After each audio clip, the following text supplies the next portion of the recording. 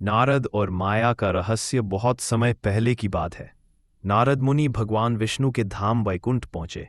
वहां उन्होंने भगवान विष्णु से पूछा, भगवान मैं माया को समझना चाहता हूँ, कृपया मुझे इसका रहस्य बताइए। भगवान विष्णु मुस्कुराए और बोले, नारद अभी नहीं, समय आने पर मैं तुम्हें माया का अनुभव करवाऊंगा। कुछ समय बाद भगवान विष्णु नारद मुनि को अपने साथ एक रेगिस्तान से होकर ले गए। वो दोनों चलते चलते बहुत दूर निकल गए। फिर भगवान विष्णु ने कहा, नारद मुझे बहुत प्यास लगी है, क्या तुम मेरे लिए थोड़ा पानी ला सकते हो?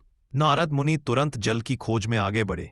थोड़ी दूर चलने के बाद उन्हें एक गांव दिखाई दिया। वहां वहां पहुंचे और एक घर के सामने पानी मांगा। घर से एक सुंदर कन्या बाहर आई और उसने नारद को पानी पिलाया।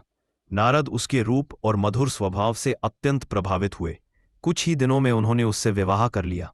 समय बीतता गया। नारद और उसकी पत्नी के कई बच्चे हुए। वे एक सुखी पारिवारिक जीवन जीने लगे। एक दिन अचानक उस क्षेत्र में भयंकर बाढ़ आ गई। बाढ़ में उनका घर बह गया, खेत नष्ट हो गए और नारद का पूरा परिवार जल में समा गया।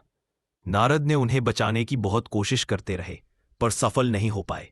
वह स्वयं भी बहते बहते बेहोश हो गए।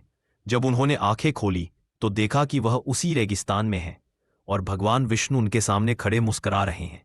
भगवान बोले, नारद यह सब कुछ तुम्हारी मांगी हुई माया थी। यह बस कुछ ही क्षणों में घटित हुआ, पर तुम्हें एक पूरा जीवन बीत गया प्रतीत हुआ। नारद मुनि चकित रह गए। उन्हें एहसास हुआ कि माया कितनी गहरी और अदृश्य होती है, जो आत्मा को मोह, भ्रम और भुलावे में डाल देती है। वे भगवान विष्णु के चरणों में गिर पड़े और बोले, भगवान अब माया के रहस्य को समझ गया हूं, आप ही सच्चे मार्गदर्शक हैं। भगवान विष्णु मुस्कुराए और नारद मुनि को आशीर्वाद देकर वापस वैकुंठ ले गए। कहानी से सीख, माया इतनी शक्तिशाली होती है कि वह ज्ञानियों को भी भ्रमित कर सकती है। केवल ईश्वर की कृपा से ही इस माया से पार पाया जा सकता है।